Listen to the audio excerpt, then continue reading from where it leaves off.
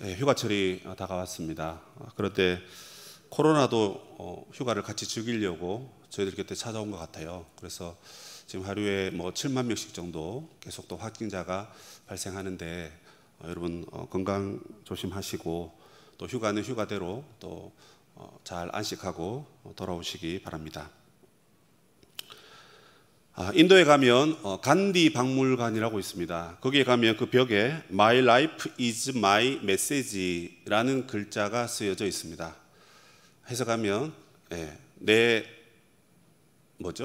삶이 곧 내 메시지다 하는 겁니다. 간디가 평상시에 아마 즐겨 했던 말 같아요. 그래서 그 말을 거기에 적어 놓은 것 같은데 물론 이 말 앞에 누구나 떳떳하거나 나도 그렇게 완벽하게 살았다 라고 말할 사람은 아무도 없을 것입니다. 간디도 물론 그렇게 했을 것입니다. 그러면 왜 그런 말을 썼겠는가? 우리가 짐작해 보면 그렇게 살려고 이제 발버둥 쳤을 것이다. 이렇게 우리가 짐작해 볼 수가 있습니다. 특별히 저같이 하나님의 말씀을 전하는 사람, 말하는 사람이죠. 그런 사람들은 그의 삶이 따라야만 그 말의 진실함이 증명이 되기 때문에 이것은 너무나 중요한 이야기입니다. 하지만 세상을 바라보면 여러분 어떻습니까? 말과 행동이 그렇게 일치되는 것을 잘 못 보는 것 같아요. 그래서 독일에 있는 한 신학자는 간디는 기독교인은 아니지만 그는 우리 시대의 진정한 기독교인이다 이런 말을 했습니다. 그가 기독교인이 아닌데 왜 그가 기독교인이다, 기독교인 같다 그런 얘기죠. 그것은 그만큼 발버둥 치면서 그의 삶이 그의 메시지로서의 영향력을 미치려고 했기 때문에 그렇습니다. 특별히 교회는 하나님의 말씀을 선포하는 기관입니다. 그렇기 때문에 전하는 저뿐만 아니라 듣는 우리 모두가 함께 세상에서 말씀을 전하는 자입니다. 때문에 우리의 삶은 그 말에 준하는 행동이 뒤따라야 하는데 사실 오늘날 우리의 삶은 그렇지 않는 것 같습니다. 여러 사람을 뒤져봐도 본받을 사람이 없는 것 같고 그래서 참 아쉬움이 있어요. 그래서 우리가 예수님을 바라보지 않습니까? 예수님은 말이나 행동이나 늘 한결같으셨기 때문에 그렇습니다. 그런데 오늘 성경을 보면서 저는 모세가 또 역시나 말과 삶이 거의 일치했던 자가 아닌가 이런 생각을 해보았습니다. 모세가 살아 생전에 하나님의 말씀을 받았고 말씀을 증거했습니다. 그리고 그 말씀대로 살려고 애를 썼어요. 그리고 모세는 이제 죽었습니다. 그런데 모세는 죽었지만 그의 죽음을 통해서도 여전히 하나님의 말씀을 선포하고 증거하고 있다는 것을 저는 깨닫게 되었습니다. 그래서 예수님의 버금가는 그 모세야말로 정말로 그의 삶이 그의 메시지였던 건 아닌가 하는 생각을 해보게 됩니다. 오늘 신명기 34장에 보면 모세의 죽음에 대한 내용을 기록하고 있습니다. 이 모세의 죽음을 보면서 오늘 교회가 본받아야 될 하나님이 기뻐하실 삶이 무엇인지 그것을 한번 살펴보면 좋겠습니다. 모세는 신명기에서 여러 설교를 했는데 이 마지막에 모세의 죽음을 34장에 잘 기록하고 있어요. 그런데 모세의 죽음에서 오늘 본문에서 나타나는 특징은 두 가지가 있습니다. 그 첫 번째는 무엇이냐면 모세가 죽기 전에 하나님께서 저 약속의 땅을 바라보게 하셨다는 것입니다. 하나님께서 모세를 부르셨습니다. 모세야, 느보산으로 올라가라. 정확하게 말하면 아바림 산맥에 비스가 산을 지나서 그보다 더 높은 느보산 꼭대기에 올라가라는 것입니다. 아바림 산맥에는 여러 산봉우리가 있는데 그 중에 높은 것이 이제 비스가 산이고 그리고 느보산입니다. 이 느보산에 올라갔을 때 하나님께서 북쪽으로부터 이 길앗과 단으로부터 시작해서 서쪽, 남쪽, 동쪽 해서 여러 땅들을 보여주셨습니다. 그 여러 땅들을 보여주시면서 하나님께서 이렇게 말씀하셨죠. 네가 다 보았느냐? 이 땅이 어떤 땅이냐? 내가 600년 전에 너희 조상 아브라함과 이삭과 야곱에게 약속하신 땅을 내가 이제 너의 후손에게 줄 땅이다. 그들이 들어가서 살아내야 할 땅이다. 내가 약속한 대로 지켰다. 그러나 너는 거기로 들어갈 수가 없다. 그렇게 얘기를 합니다. 신명기에서 모세에게 너는 거기에 들어갈 수 없고 여기서 죽어야 한다라는 이야기가 오늘 지금 방금 읽었던 이 본문을 포함해서 무려 8번이나 나옵니다. 그래서 모세의 죽음은 신명기에서 아주 중요한 위치를 갖고 있어요. 그래서 모세는 신명기 3장에서 하나님께 한 번은 이렇게 묻습니다. 아니 하나님, 저도 저 아름다운 땅에 들어가게 해주세요. 저 강 건너편 레바논 땅 얼마나 아름다운 땅입니까? 나도 들어가고 싶습니다. 하나님, 나를 보내주세요. 그렇게 말하니까 하나님이 이렇게 말씀하십니다. 하나님이 진노하사 듣지 않으시고 그만해도 족하니 이 일 가지고 내게 다시는 말하지 말라. 하나님께서 그렇게 확실히 못을 박으셨습니다. 모세에게는 여러분 평생에 걸친 그 과업을 완성하는 시간입니다. 그런데 정작 그는 거기에 들어갈 수가 없었다는 것입니다. 그런데요, 과거 여러분 고대 사회의 관습에 따르면 사람들 간에 어떤 물건을 거래할 때 제일 마지막에 행하는 행동이 무엇이냐면, 내가 만약에 상대방에게 밭을 판다면 그 밭을 파는 그 값을 받고 난 다음에 그 밭 근처에 가서 자 보시오, 여기가 내 밭이니 이제 이것을 당신이 보았으니 이 밭은 이제 당신 것이요 라고 하는 관습이 있었다고 합니다. 그래서 모세가 육체로는 거기에 들어가지 못했지만 어떤 면에서 영적인 면에서는 모세는 그 땅에 들어갔다라고 볼 수도 있는 것입니다. 왜냐하면 하나님께서 그 땅을 보여주셨기 때문에 그렇다 하는 것입니다. 그래서 전능하신 하나님께서 하나님의 놀라운 은혜로 절대 들어갈 수 없으니까 여러분 볼 수도 없는 거거든요. 그런데 하나님께서 그 땅을 보여주신 것은 하나님의 놀라운 은혜로 모세에게 임하셨다 하는 것입니다. 두 번째 특징은 무엇이냐면 하나님께서 모세의 장례를 직접 주도하셨다 하는 것입니다. 가나안 땅에 들어가지 못했지만 오늘 본문에 보면 이에 여호와의 종 모세가 여호와의 말씀대로 모압 땅에서 죽어 이렇게 되어 있습니다. 여호와의 말씀대로, 여호와의 명령대로, 히브리 원문에 보면 여호와의 입에 따라 이렇게 되어 있습니다. 그러니까 하나님이 말씀하셨기 때문에 죽었다는 거예요. 여러분 우리가 만약에 야, 너 죽어, 너 죽고 싶어 한다고 우리가 죽습니까? 죽지 않습니다. 그런데 여러분 모세는 여호와께서 모세야 너는 이제 그만 죽어라, 돌아가거라 그렇게 말씀하셨는데 모세가 거기에서 운명했다는 것입니다. 그는 죽음에 있어서도 하나님의 말씀에 끝까지 순종하면서 하나님의 말씀대로 운명을 했던 것입니다. 그의 생애 이제 120세입니다. 시편 90편을 쓴 저자는 모세인데 그 본문에 보면 인생이 길어봤자 7, 80이라고 했습니다. 그런데 정작 그 말씀을 기록한 그는 120년을 살았습니다. 무슨 말입니까? 그 또한 하나님의 놀라운 은혜로 그의 생명을 더 연장시킬 수 있었다는 것입니다. 그가 죽고 난 다음에 하나님께서 모세를 어떻게 했습니까? 가서 장사되었다 이렇게 되어 있죠.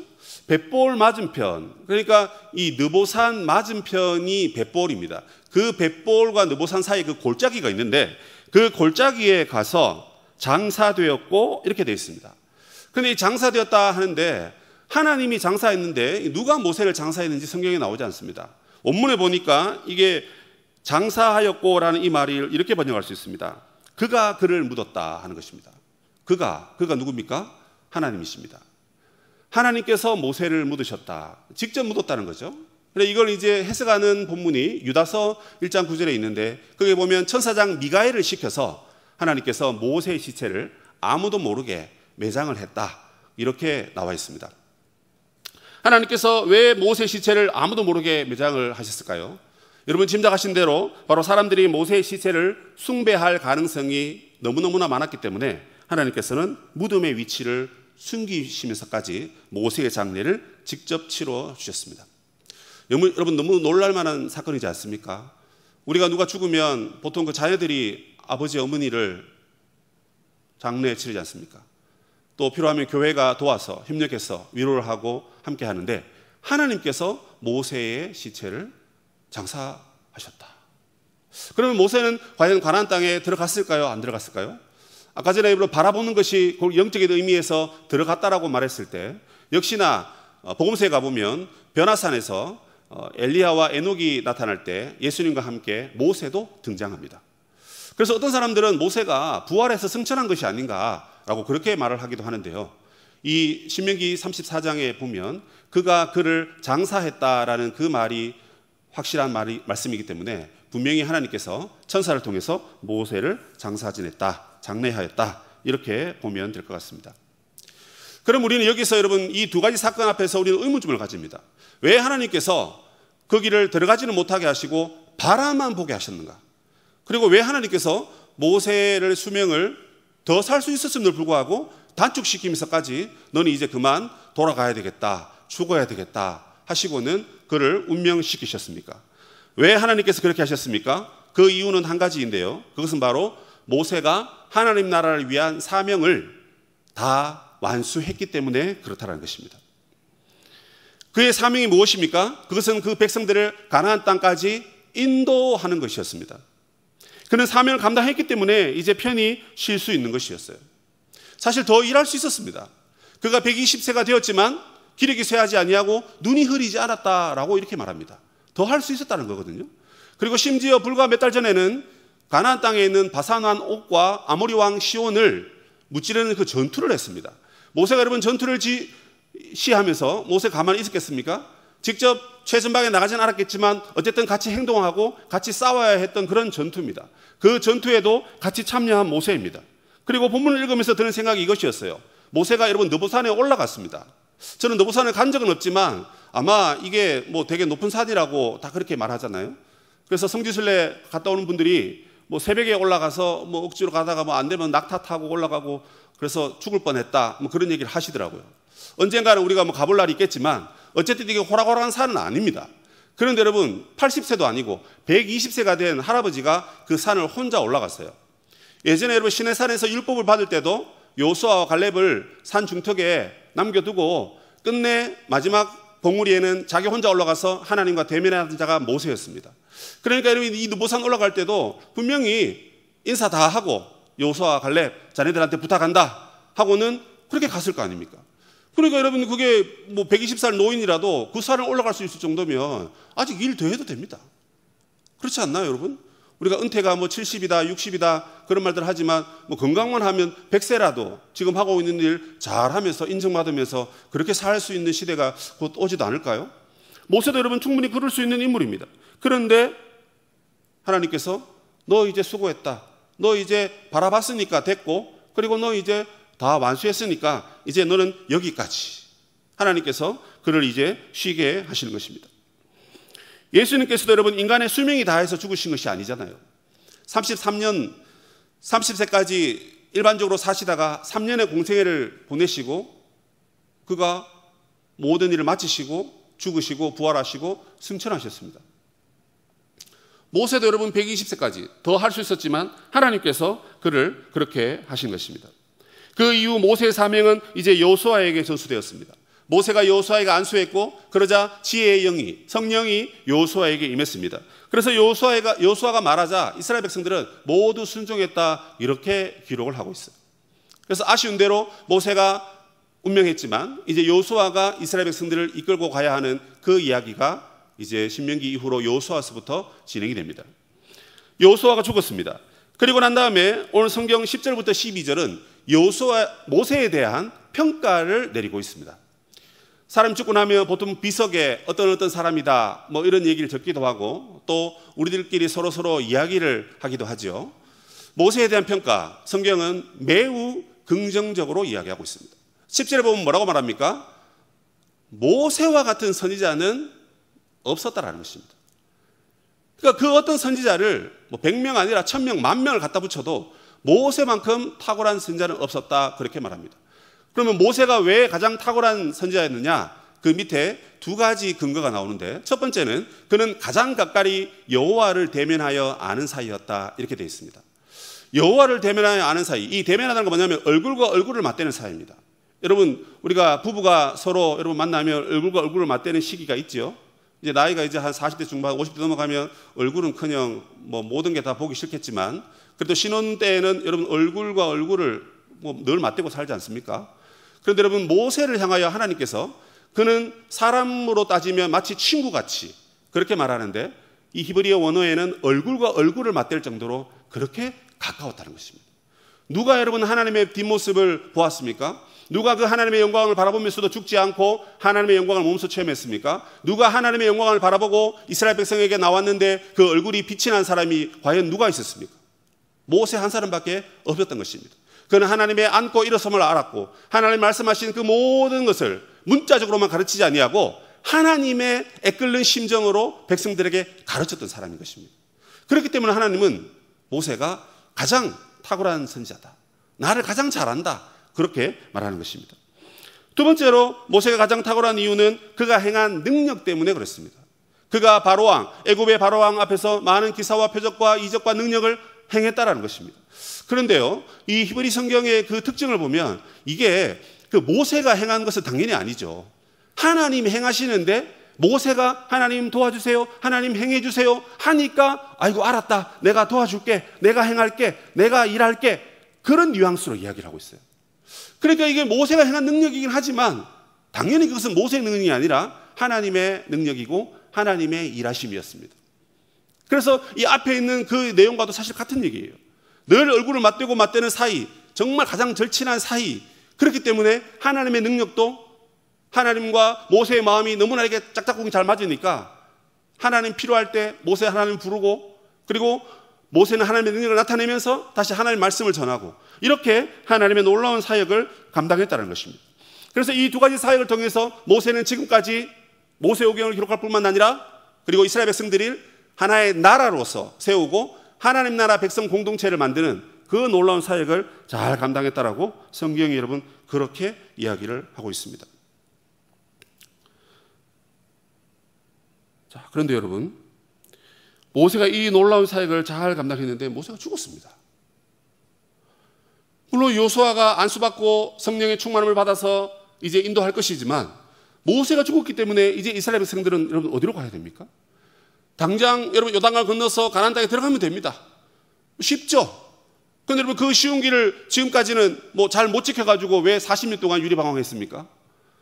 모세가 없어서 여호수아가 잘 할 거지만, 그러나 모세만한 선지자가 없었다라는 그 말을 들어보면 사실상 이스라엘은 앞으로 그들의 미래가 어떻게 될 것인가 우리는 걱정을 안 할 수가 없습니다.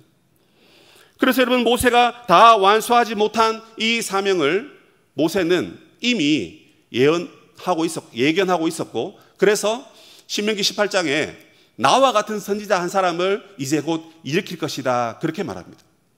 모세가 자기가 죽는다는 것을 여러분 이미 알고 있었습니다. 그래서 신명기 전반에 8번에 걸쳐서 계속 말하면서 이미 사람들한테 이해를 시켜주고 있어요. 아들아, 아빠가 몹쓸병에 걸렸으니까 이제 얼마 살지 못할 것 같아. 그래서 아빠가 천국 가더라도 엄마 말 잘 듣고 순종하고 잘 살아야 돼. 그렇게 마치 아들이 아빠에게 말하는 것처럼 모세도 이스라엘 백성들에게 그 말을 했던 것입니다. 나와 같은 한 선지자가 일어날 것인데 하나님이 세우신 그 한 선지자가 나타나면 너희는 아무 말 하지 말고 그의 말을 순종해라. 그렇게 모세가 말을 해 주었습니다. 모세 다음으로 모세가 선지자의 사역을 잘 감당했는데 모세보다 더 탁월하고 더 완전한 능력으로 선지자 사역을 감당하신 유일하신 단 한 분, 바로 주님이십니다. 신명기 18장에서 이미 예언을 했고 히브리서 3장과 사도행전 3장에서 예수님의 사역을 그렇게 평가하고 있거든요. 먼저 히브리서에 보면 여러분 히브리서는 모세와 예수님을 이렇게 비교하고 있어요. 모세와 예수님은 하나님 나라 위에서 신실하게 충성되게 일했던 사람들이다 그렇게 말합니다. 그런데 모세보다 예수님이 더 낫다라는 거예요. 왜 더 낫습니까? 모세는 하나님의 집에 일하는 종이었습니다. 사환이었습니다. 그런데 주님은 하나님 나라 집을 다스리는 아들이었다는 것입니다. 그리고 모세는 장래에 일어날 일을 예언할 뿐이었습니다. 그런데 예수님은 모세가 예언한 그 예언을 성취하신 분이라는 거예요. 그럼 모세가 여러분 장래에 예언한 게 뭡니까? 너희들 저 가나안 땅에 들어가서 하나님 나라를 잘 이루고 살아라는 것입니다. 하나님의 말씀에 순종하는 것이 하나님의 나라이거든요. 그 말씀에 순종하면서 가나안 땅에서 하나님 나라로 잘 살아가라는 것입니다. 그런데 예수님께서 모세가 예언한 그 내용을 완벽하게 성취하신 것입니다. 한 걸음 더 나아가서 모세는 여러분 이스라엘 백성들에게 안식을 주지 못했습니다. 여호수아도 이스라엘 백성들에게 참된 안식을 주지 못했습니다. 그러나 히브리서 3장과 4장은 뭘 말합니까? 누가 우리에게 진정한 안식을 말하고 있죠? 만약 여호수아가 우리에게 안식을 주었다면 예수께서 우리에게 주시는 참된 안식과 평화의 나라를 너희들이 믿음으로 받으라 이 말을 할 필요가 없습니다. 그러니까 모세가 여호수아가 하나님 나라 위에서 충성되게 일했던 종이고 선지자였습니다. 그러나 그들은 진정한 의미에서 안식은 이스라엘 백성들에게 주지 못했던 것입니다. 그래서 모세가 아무리 유능한 선지자라 할지라도 예수께서 일하시고 사역하신 선지자적 사역이 더 완전하고 진정한 우리에게 안식을 준 사역이다 하는 것입니다. 그러므로 오늘 신명기 34장에서 선지자의 사명을 감당한 모세는 죽었지만 오늘 하나님의 교회에 성령으로 임하신 예수 그리스도께서는 선지자의 사명을 주님이 감당하셨고, 그리고 그 주님의 사명을 교회가 감당하라고 우리에게 선지자의 사명을 허락해 주셨습니다. 선지자 사명의 여러분 가장 원초적인 사역은 예수님으로부터 말미암은 것입니다. 구약에 수많은 선지자들이 나옵니다. 그 선지자들을 누가 보냈느냐? 예수님이 보내신 것입니다. 하나님께서 구약에 수많은 선지자들을 보내서 하나님 나라는 이런 것이다, 하나님 나라는 하나님 말씀에 순종하여서 하나님의 뜻대로 살아가는 것이다, 그렇게 말했습니다. 그리고 직접 예수님께서 세상에 오셔서 그가 말씀으로 육신이 되어 이 땅에 오셔서 하나님의 말씀을 전하시고, 회개하라 천국이 가까웠다고, 너희들의 인생을 위해 살지 말고 저 천국을 위해서 살아라고, 먼저 그 나라와 그 의를 위해서 살아라고 주님이 몸소 선지자의 사역을 감당하셨습니다. 그리고 주님이 부활하고 승천하신 다음에 하나님의 보좌 우편에 앉아 계십니다. 왜 앉아 계십니까? 그것은 세상을 다스리신다라는 모습을 그렇게 설명하는 것입니다. 왕이 왕좌에 앉아서 국정 일을 보듯이 주님이 그곳에 앉으셔서 하나님의 보좌 우편에 앉으셔서 능력의 오른팔로 세상을 다스리고 계시는 것입니다. 특별히 교회를 세우셔서 교회라는 특수한 기관을 불러서 교회를 통해 이 땅에 선지자 사역을 감당하고 계십니다. 교회에 무엇과 무엇을, 누구를 보내셨습니까? 말씀과 성령을 보내셔서 그렇게 사역합니다. 저와 여러분을 고백하는 웨스트민스터 신앙고백서에는 예수 그리스도의 선지자직을 이렇게 설명합니다. 주님께서 교회를 통해서 오늘도 말씀하시고 내일도 말씀하시고, 말씀과 더불어 역사하시는 성령, 성령과 더불어 역사하시는 말씀으로 말미암아 하나님께서 교회를 세우시고 세상을 구원하고 계신다, 그렇게 우리에게 가르쳐주고 있습니다. 그러므로 여러분, 교회는 모세의 선지자직을 이어받은 모세의 후손으로서 교회는 말씀 사역에 여러분 힘을 써야 됩니다. 말씀을 잘 가르쳐야 됩니다. 그러나 더 중요한 것은 말씀을 잘 배워야 돼요. 부지런히 배우셔야 됩니다. 배운 말씀을 또 전파해야 됩니다. 강단에서 선포되는 말씀을 위해서 여러분 얼마나 기도해 주고 계십니까? 제가 지금 제 개인적으로 제 밥벌이를 위해서 여기 말씀을 전하고 있는 겁니까? 그렇지 않죠. 그러면 제가 다 입당료를 받겠습니다. 나가실 때 10,000원씩 다 내고 가십시오. 그러나 저는 그런 밥벌이를 위해서 여기서 말씀을 전하고 있는 것이 아닙니다. 저는 공적인 임무를 감당하고 있습니다.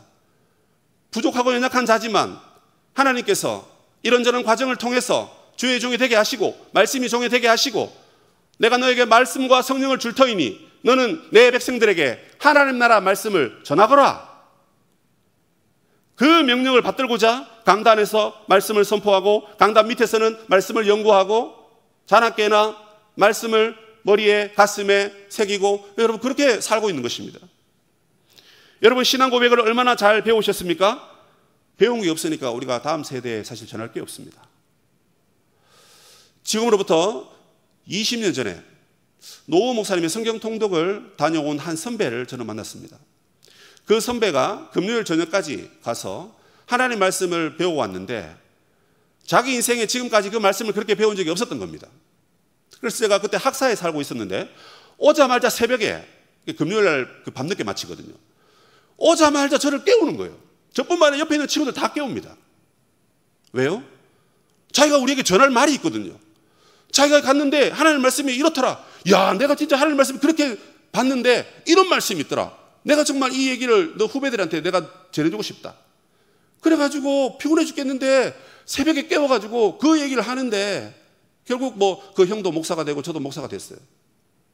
그때 그 사건이 아니었으면 아마 저도 여기 이 자리에 안 있었을 것 같아요. 우리가 다음 세대를 걱정합니다. 그 전해야 된다 그래요. 그럼 누가 전합니까? 주의 종이 전하면 되죠, 그죠? 근데 주의 종은 한 명이고 다음 세대 자녀들 엄청 많은데 언제 제가 다 전합니까? 각각 집에 가서 뭐 제가 말한다고 다 듣겠습니까? 아니죠.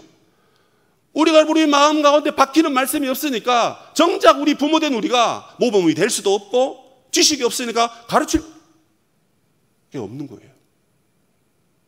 모세는 선지자 사명을 그렇게 감당하고 완수하고 아시겠는데 여러분 우리는 사명을 아직 감당하지 못했습니다. 언제 여러분 우리가 안식할지 모르는데, 우리가 안식하기 전에 우리가 다음 세대, 아니 우리 자녀들에게라도 직간접적으로 하나님의 말씀을 나누고 전하고 함께 부지런히 배우는 여러분 그런 모습이라도 저와 여러분에게 있어야 되지 않겠습니까? 가장 쉽게 여러분 성경 읽기를 한번 시작해 보십시오. 그냥 성경 읽기입니다.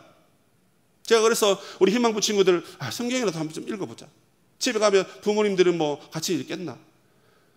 내 새끼 쳐다만 보면 그냥 가슴이 쓸어내리고 눈물이 나는데 언제 그 앉혀놓고 여러분 같이 성경 읽을 수 있겠어요? 그래서 제가 그냥 대표로 설교 딱 마치자마자 자 오늘 잠언 1장 1절부터 33절 너무 또 길더라고요. 중간에 그냥 제가 9절까지 딱 끊었습니다.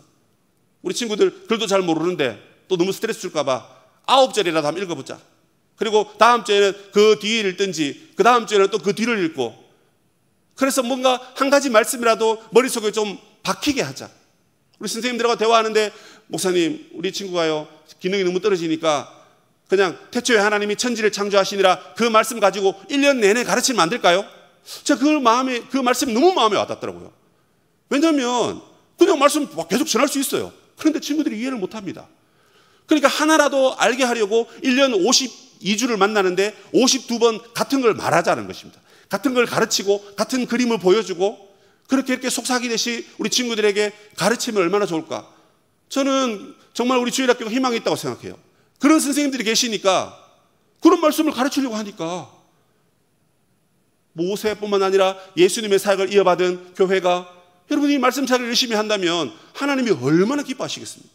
그리고 우리는 결국 나중에 안식하게 되어서 저 천국에 갈 거지만 우리의 후손들이 후손의 후손들이 이곳에서 또 하나님의 말씀을 듣고 부지런히 가르침 받고 그래서 말씀대로 살려고 발버둥 치는, 그래서 내 삶이 곧 나의 메시지다 이렇게 말하는 사람들이 여러분 많이 일어난다면 그것은 얼마나 감사한 일이고 축복된 일이겠습니까? 오늘 우리 교회는 여러분 이 선지자의 사역을 회복해야 됩니다. 그거는 목사님들이 할 일이고 그건 전도사님들이 앞으로 잘 배워서 할 일이다. 그럼 늦었습니다, 여러분. 찰스 스펄전 목사님 잘 아시죠? 여러분 왜 그 뛰어난 능력의 목사님이 쓰임받았습니까? 그 당시에 영국이 뭐 합리주의나 지성주의가 들어오기 때문에 성경 이거 믿으라고, 이 기적을 믿으라고 말도 안 되는 소리 하고 있네 하고는 그냥 세상을 따라갔습니다. 그러니까 하나님께서 그 놀라운 능력자를 쓰시는 거예요. 그런데 어느 날 하루는 그 스펄전 목사님의 친구가 스펄전 목사님을 만나러 왔습니다. 그래서 교회를 이렇게 쭉 소개해 주는데 그 교회 지하에 가니까 뭔가 웅성웅성한 소리가 들리는 거예요. 그래서 찰스, 이게 뭔가? 이게 무슨 소린가? 내려가 보니까 문을 딱 여니까 수백 명의 사람이 대성통곡을 하면서 기도를 하고 있다는 것입니다. 뭘 위해서 기도합니까? 하나님의 진리의 기둥과 터가 되게 해달라고, 교회가 진리에 목숨 걸 수 있는 하나님의 기관이 되게 해달라고, 우리 스펄전 목사님 하나님 말씀을 전할 때 땅과 하늘이 흔들리는 그런 놀라운 역사를 일어나게 해달라고 그렇게 여러분 목놓아 기도하는 그 성도들이 있었기에 스펄전 목사님의 설교가 수많은 사람들을 회심시키고 구원시키고 천국 백성으로 만든 것입니다. 교회에 여러분 만약에 하나님께서 우리에게 주시는 선물이 100가지가 있는데 그 중에 한 가지를 선택하라면 여러분은 뭘 선택하고 싶으세요? 우리 집에는 어린아이가 있으니까 유치부실이 좀 많이 넓었으면 좋겠다. 나는 나이가 많은 노인인데 집에서 밥 먹기가 힘드니까 그래도 교회 와서 밥 먹는 게 너무 좋으니까 교회 식당을 좀 더 크게 좀 더 예쁘게 꾸며놨으면 좋겠다. 나는 무엇이니까 우리 교회에 이게 있었으면 좋겠다. 본당이 조금 더 컸으면 좋겠다. 뭐 여러 가지 우리가 하나님 주신 선물이라 하니까 뭐든지 그냥 말할 수 있겠죠. 그러나 저와 여러분 하나님께 이런 고백을 했으면 좋겠습니다. 하나님, 건물이 없어도 좋고요, 심지어 사람이 적어도 좋습니다. 교회 다음 세대가 없어서 아이들이 없어도 괜찮아요. 그런데 제발 하나님의 말씀을 우리 교회로부터 거두어 가지는 말아 주시옵소서. 그런 소원을 하나님께 아뢰면 여러분 그것이 얼마나 더 큰 축복된 것이겠습니까?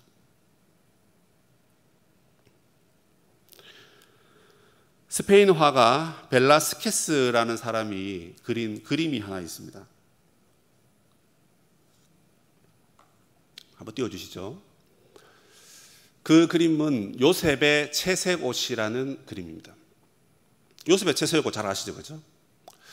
그 채색 옷이 저 그림의 핵심이에요. 그런데 그 채색 옷만 이게 밝게 빛나고 나머지는 조금 어둡게 빛나고 있습니다. 그런데 가장 오른쪽에 있는 사람이 손을 이렇게 들고 놀라고 있는 사람이 야곱입니다. 야곱이 요셉의 채색 옷을 보고 깜짝 놀라는 거예요. 왜냐하면 나의 모든 것을 야곱에게 걸었거든요. 그래서 아무도, 저 형제들이 입고 있는 옷 보십시오, 여러분. 저게 옷입니까? 뭡니까? 그냥 천을 걸치고 있는 거잖아요. 그런데 여러분 그 채색 옷을 지어주면서 요셉에게 그렇게 모든 기대를 걸었는데 그 기대와 소망이 그냥 한낱 그냥 죽음의 옷자락으로 저렇게 돌아왔거든요. 그런데 여러분 그 형제들의 모습을 보면 뭔가 좀 숨기는 것 같아요. 그래서 가장 왼쪽에 있는 저 형제는 마치 요셉이 사실 죽지 않았잖아요. 그죠? 자기들이 팔았잖아요. 그런데 죽은 것처럼 막 벽을 손으로 치면서 대성통곡을 하고 있어요. 그리고 그 옷을 들고 있는 두 형제들도 뭔가 떳떳하게 아버지한테 보이는 것이 아니라 뭔가 숨기는 듯한 엉거주춤한 그리고 매우 어두운 옷을 보여주면서 지금 거짓말을 속이는 그런 그런 모습을 지금 형제들이 보여주고 있습니다. 중간에 있는 저 두 명의 형제들 보십시오. 더 뒤에 있는 모자 쓴 형제는 좌우를 살핍니다. 야, 이거 거짓말인데 아버지한테 들키면 안 되는데 이러고 그냥 두리번두리번 거려요. 그리고 그 앞에 있는 형제는 손을 얼굴에 딱 대고 생각합니다. 이것이 과연 옳을까? 아버지를 지금 속이고 있는데 그냥 살았다고 말하고 잘못했어요. 뭐 팔았어요. 그렇게 사실을 말하면 좋은데 하면서 어쩌면 진리편에 서고 싶었던 사람인지도 모르겠습니다. 그런데 저 그림에서는 요셉은 채색 옷을 보면서 자기의 이기적인 사랑, 자기의 이기적인 욕망 그것만 바라보고 있습니다. 형제들은 안중에도 없어요. 그리고 형제들은 요셉을 속이기 위해서 거짓도 쉽게 이야기하면서 그렇게 아버지를 속이고 있습니다. 자, 그런데 여러분 저 그림에 보면 밑에 강아지 한 마리가 나옵니다. 저 강아지님께서 지금 자세를 보니까 그냥 쳐다보고 있는 게 아니에요. 왕왕 하면서 짖고 있습니다. 꼬리를 든 걸 보니까 지금 세게 화가 났어요. 아니 저건 요셉의 피가 아닌데 저건 수염소의 피잖아요. 저 거짓말이잖아요. 그런데 왜 아버지를 속이려 하고 있어요? 그리고 아버지는 그것도 모른 채 아이고 내 새끼 요셉, 나의 사랑, 나의 모든 것, 나의 소망, 요셉이 죽었구나 하고 그냥 저것만 보고 있는 거예요. 여러분 저 그림이 오늘 우리 교회의 모습이 아닐까요? 교회 안에 진짜 이것이 진리요, 이것이 우리가 믿고 따라야 될 하나님의 말씀이요라고 그렇게 부르짖고 아무리 해도 그것은 여러분 다 저렇게 묻혀버리는 겁니다. 아무도 거기에 관심을 두지 않습니다. 교회는 더 재밌어야 되고 더 흥미로워야 되고 더 우리가 짜릿한 그 무엇이 있어야만 된다라는 그런 세속적인 생각 때문에 강아지가 저것은 거짓이라고 아무리 짖어도 아무도 보지 않는 것처럼 오히려 교회에서 말씀, 기도 이렇게 말하면 아이고 목사님 그거 언제적 얘기입니까? 어디 뭐 말씀 안 보고 기도 안 하는 사람 어디 있어요? 이러고 이러면 우리가 그 사람들에게 쏘아대지 않습니까? 정말 그렇잖아요. 더 재밌어야 됩니까 우리가? 제가 그러면 여기 옷이라도 벗고 춤이라도 출까요? 그건 아니잖아요.